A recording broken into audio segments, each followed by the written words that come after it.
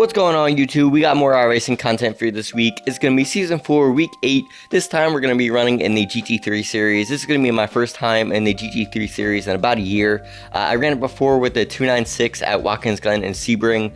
I wasn't very competitive when I was running it there, but this time we bought into a little bit more tracks. I'm going to be running at the Rebel Ring. We're going to be running with the 992 this time, not the 296. It's going to be my first time with this car in iRacing. I've ran it before in some of the other sims in ACC, but struggled heavily with it. But after some practice sessions, I felt pretty comfortable with the car. It felt pretty good. I still wasn't running the fastest, running like probably like high 131s, low 132s, so still struggling a lot. And for my first couple of races, I was running in the mid-pack or so. I was still struggling a lot with my racecraft, and definitely track cuts here was definitely a big issue. So going into this week, I came in with a 1.65 safety rating. After my first GT3 series race, I came out with a 1.37 and was immediately worried about getting relegated, but I figured since the GT3 series runs on 2-hour intervals, I'd be able to run a race in between the GT3 series, and I chose to do the GR86 at Oulton Park, just doing some safety rating nursing, just starting from pit lane, trying to get 0 incident points. So after doing that, this is going to be my 4th race that you're going to see here, and I was able to get my safety rating up to a 2.63, so we're pretty much clear of that and not having to worry about any safety rating. We can take a little incidents if we need, and we can worry about those track cuts that are so deadly here. But those bad results in the GT3 series that I was getting prior to this race, as well as running in the back in the GR86 Cup, meant that my iRating took a pretty big hit into this race. So we're going to go in with a 1025 iRating. It's going to mean that we're going to be in the final split of the GT3 series. So we're not going to be with the most competitive people in the world, but we're still going to be somewhere in the mid-pack. That's where I've been running before. But there's still a lot of fun to be had there. So let's get to qualifying and see what type of result we can have and what type of fun can be had. Okay. See what we can make of it. Okay, Rob, we've got 2 laps to get the job done.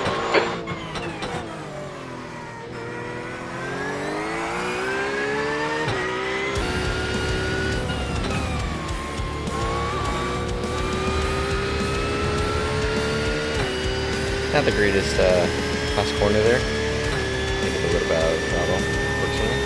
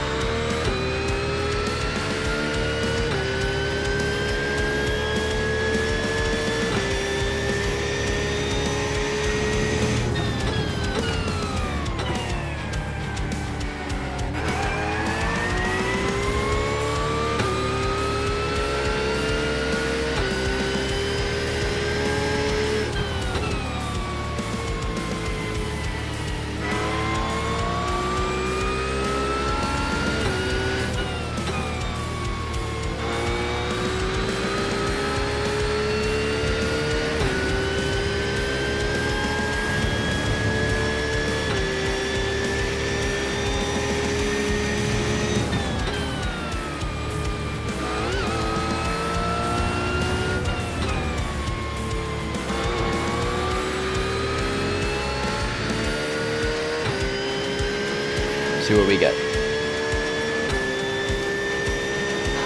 You're in pole. That puts you 0.7 ahead of P2. It's gonna have to be good enough. That might be one of my fastest laps I've run though. Okay, Rob, we need to watch the track limits. I'm still expecting to get knocked off though. But it's actually seeming like that's not gonna happen. Did I really qualify on pole in the GT3 series? Jesus. I know I'm probably in a lower field of strength, but what did we do? 14 car. I mean, I'm still kind of mid. I mean, I guess my iRating dropped a lot, but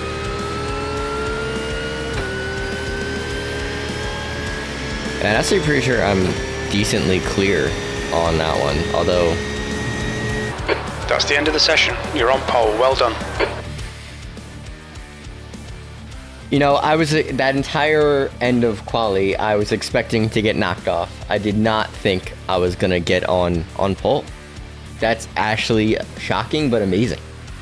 To like my first week of the GT3s, I haven't ran it in a really long time, and first week with the 992 on this track too. See what we can make of it. 20 minutes. That's pole. Rolling start. Get ready. Stay in the pole.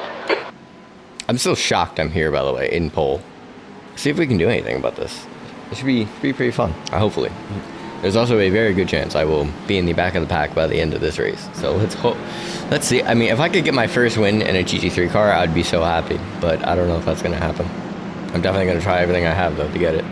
I don't know if this is bad manners, because I have the inside line to that final corner, which is also a difficult one to get right. I think I'm probably going to go slower and then kind of try and catch out P2 so that I can still get a good start. I don't know if it's bad manners to do that or not. I've never really been in this position before. All right, Rob, get ready.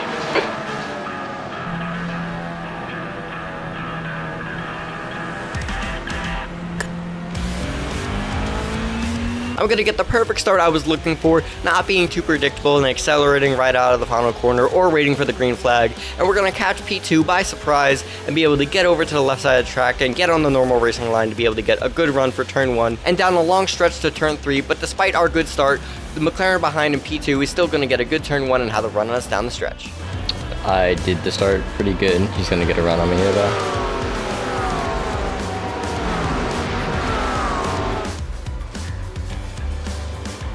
As we come into turn 3, the McLaren behind is going to be too far back for a move, but if we look behind us, there's going to be a major incident sending cars flying in the air. As we take a look to see how the incident happens, it's going to start with the 10 and the 12 going side by side into turn 1, as the 10 makes contact with the 12, squeezing him just a little bit too much going into turn 1, as the Merc behind is going to get a great run out of the first corner and be right on the bumper, bump drafting the 12 up the straight. But as they go up the straight, the Merc's going to try to peek to the inside of the 12, and is just going to hook the left quarter panel of the 12 car, sending him into the grass, and back across the nose of the Merc, sending him into the barrier, rocking him right back into traffic. They get absolutely demolished, which is going to be made worse by the 16 not lifting at all until he's pretty much inside the 12, which if we look at the number 4 McLaren next to the 16, we see that he was able to lift and avoid the incident, though the 16 may have saved the 4 by hitting the 12 out of his way. But the 16 is going to continue to make this incident worse, as he does not hold his brakes when he spins, and he's going to slam right into the number 13 Corvette behind, ending his race. But now with this incident over, we can get back to the battle at the front, where we go on board with the number 8 Porsche in third to see the number 6 McLaren in P2 take a very shallow line through turn 3, which is going to let the number 8 Porsche get side by side out of turn 3 down the run to turn 4. So hopefully these two will battle each other and give us a little bit of breathing room up ahead.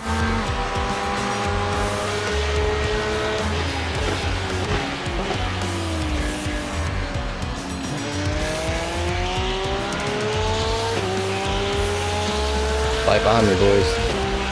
Give me a gap.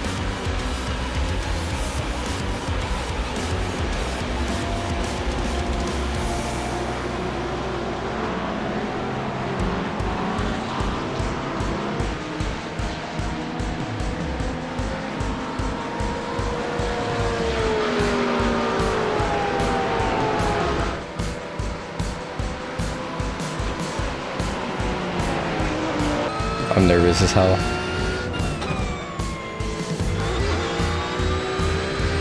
But I'm never seeing my safety rating in other races. I do not need to worry about it here. Give me all those track cuts, I don't care. The gap behind is now 1.0 seconds. No, really. We're going to lose the car as we come through turn 1 to start lap 2, taking just too much curb through the corner and getting on the throttle too early, and we're going to continue to struggle to get back on track as I'm very flustered in the moment. Okay. I'm definitely frustrated. I feel like I've been messing up so many of these races recently, but it's not over yet. We got to keep fighting and keep our head down, and we still have speed. We just got to relax. My first weekend back in the GT3 series in about a year was not going very well for me. Every single race I was making some type of mistake to ruin my own races, and still struggling somewhat to have competitive pace during the race and during qualifying. This race was the first glimmer of hope in my night to qualify and pole by surprise, and to ruin a chance to get my first win in the GT3 series was absolutely gut-wrenching, but I gotta keep my head down. I gotta still try to recover this race and do the best I can to make good out of a bad situation and maybe be able to fight back into positive iRating points, because I'm still the pole sitter, and that's going to give me the ego boost that I need to have the confidence to continue on and fight through the pain of throwing away the lead.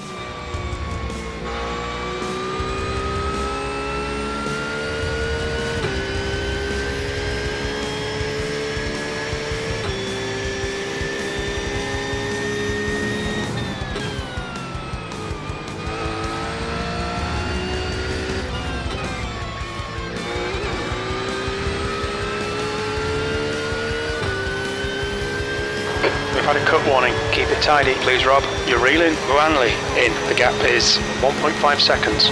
E11. My recovery race is going to start out strong, as I was able to close the gap from about 3 seconds to the number 7 Porsche ahead to about 1.5 seconds. I want to fight back into positive points, but that's 5 seconds up the road. I don't realize it yet, but positive points is not 5 seconds up the road. It's actually these cars we were coming right up on, and we were able to catch the number 4 McLaren and a number 7 Porsche very quickly, so we have a very good shot at getting into this positive points. We just got to keep doing our thing and keep hitting our marks to put pressure on the cars ahead. Oh, it's not. It's actually 1.4. I misread. Those positive points are going to get even closer as the number 4 McLaren gets loose through turn 4, which is going to slow down the number 7 Porsche, giving us a giant hole to split the gap and easily get around the number 7 Porsche to be able to get on the inside of the number 4 McLaren to send it down the inside going into turn 6. We're going to get a little bump from the 4 behind as we run a little deep into the corner and he tries to get the switch back on us. He's going to be able to stay on our inside as we go through turn 7, but we're going to be able to use the inside line of turn 8 to get good acceleration out of the corner and clear the 4 car, but he's going to be still right there as we come up to turn 9, and he's going to follow in behind us and then briefly think about sending up the inside, but thinks wiser and his bluff doesn't throw us off, so we were able to very easily pick up those 2 positions and move up into positive points. And we're going to get the opportunity to fight for more, as that 10 car running in P4 at the time lost the car going into turn 7 and smashed into the barrier in turn 8 as we were having our battle with the 7 and the 4, flooding the 10 a second ahead of us, giving us the opportunity to fight for even more positive points. It wasn't the cleanest, but it wasn't a 4X, it was 0X. A little bit of blocking, a little bit of aggression. Nick, a little bit of aggression there, but P9.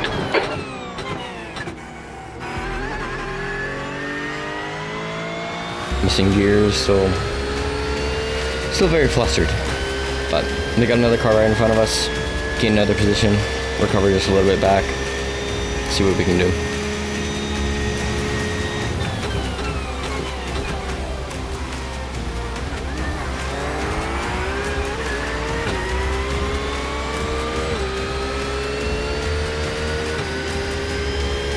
We also do gotta make sure to keep them behind us.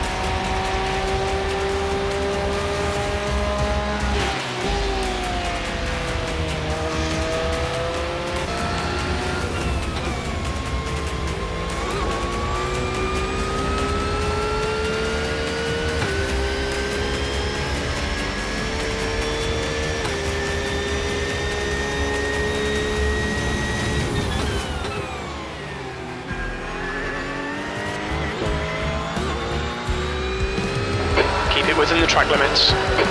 That corner with the mix of the sun and there's like someone following behind someone slower, man, is that hard. Because the 10 spun on lap 3 when I was having my battle with the 4, I missed that my crew chief told me that he spun, and that's why I caught him, not off pure pace, as well as not knowing he was running P4 at the time, and catching the 4 and the 7 so quickly, as well as qualifying on pole, was making my ego get to my head, and making me think it was going to be an easy battle, but we're going to have to fight hard for this position. I gotta back off a little bit more and give him a little more space down.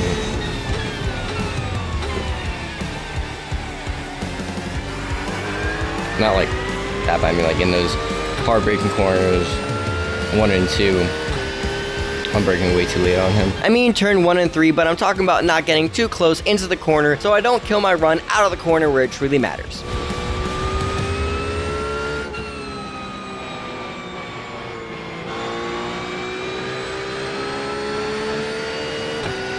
I'm getting a lot of off tracks.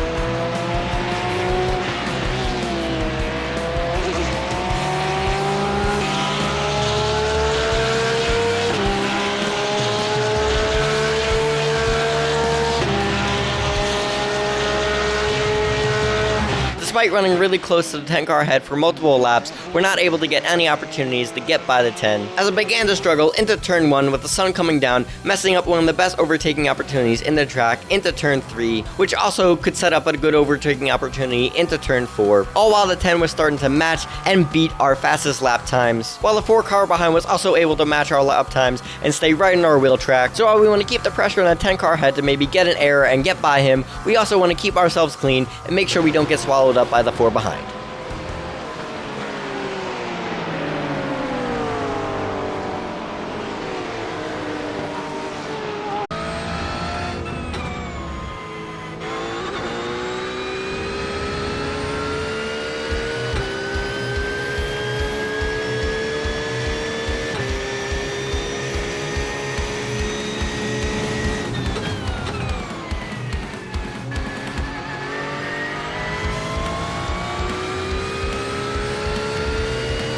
When the sun comes down on that corner on turn 1, it's so hard for me. I start losing time so much on these races when that happens.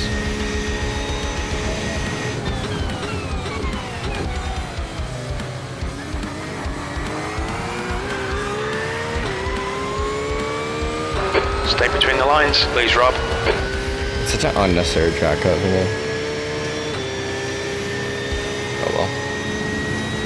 Despite being further back from the 10 than we've been for several laps now, he's going to make an error into turn 4, causing him to go wide out of the corner into the sand, giving us the run on his right side. But just as we're about to get alongside, he's going to push us off track. As we take another look at it from his perspective, I think he came over in front of us way too late as we had the run on him to his outside and was about to be alongside with him. Luckily, he didn't come over a fraction of a second later, otherwise we would have hooked his right quarter panel, spinning him into the wall and potentially ending our race as well, although we're going to get away with just a 0x and a 1x for an off off track for him pushing us off the track, but we're also going to lose 3/10 to the McLaren behind. So while I'm frustrated by the move and when I get back to the bumper of the 10 to get by him, we're going to have to keep it clean and mistake free to keep the McLaren behind us so we can stay in these positive points. I don't know what I think about that.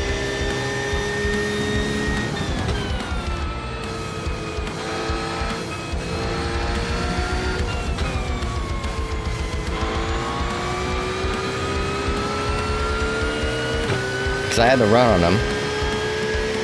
Then he moved over to the side of the track to kind of cut off in front of me, but I wasn't alongside or anything, so. Oh, way too early.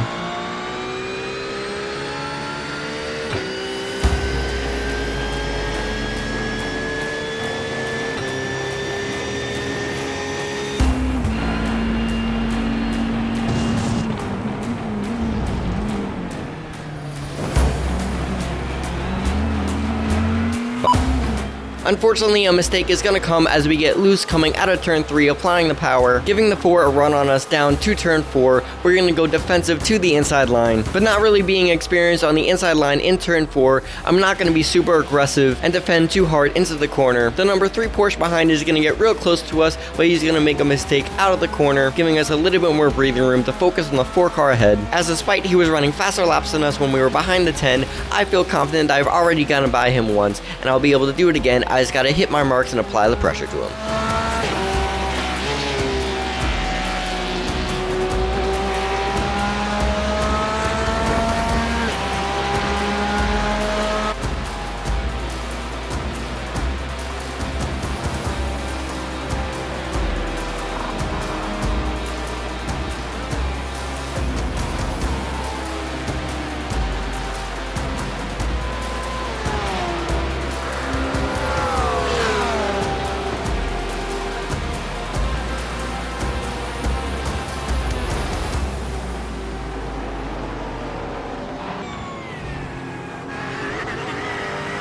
Good run.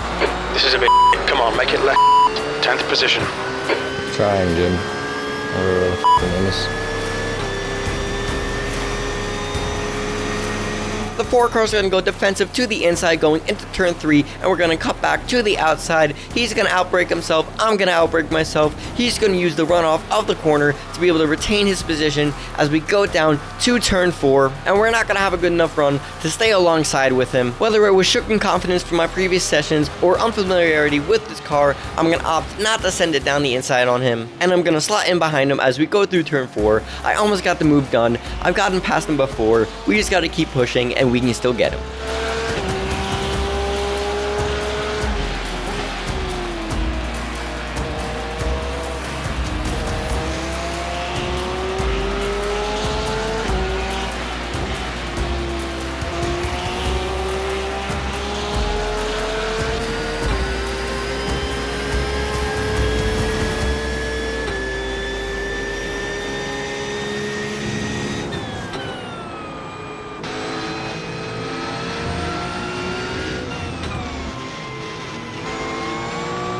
As we come down the front stretch to start lap 12, a new player is going to enter the battle as the number 2 Huracan behind has caught us. Whether it was because he was lagging or he was intimidated by the speed of the number 2 Huracan behind, the number 3 Porsche behind is going to get off the gas on the straight, letting the Huracan by, which is now going to fill our mirrors with a very, very fast car. 130? Dude, you're running like a second faster than us. Jesus.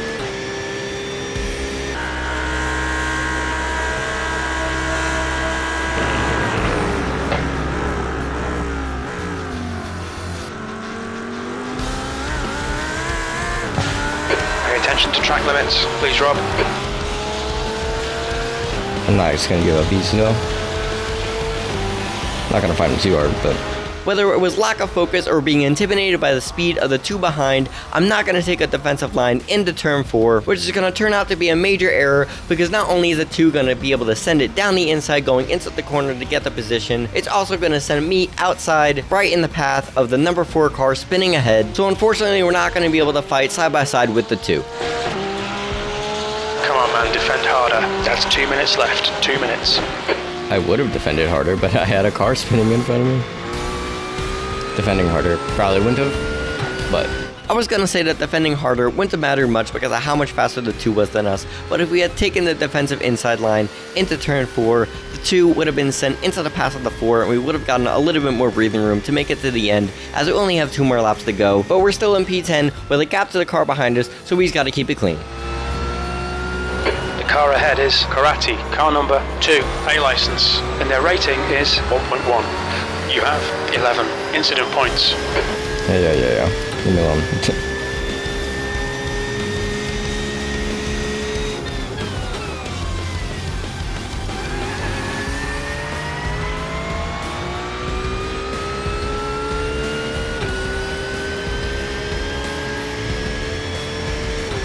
We still managed to slide out with a positive iRacing position though. We do have another fast Lambo behind us though. Fast, I mean he's kind of our same pace, but you know.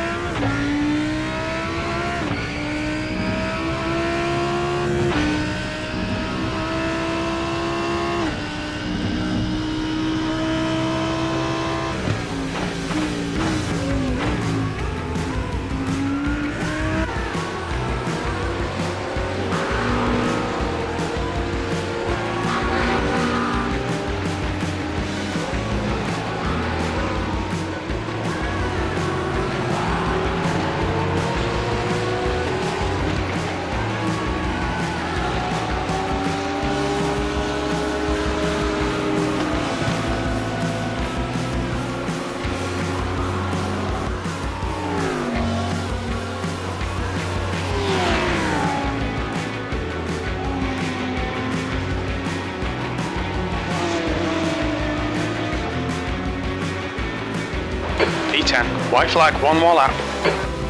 I've been so sloppy this race. I'm terrible. But this is I'm fine with that actually.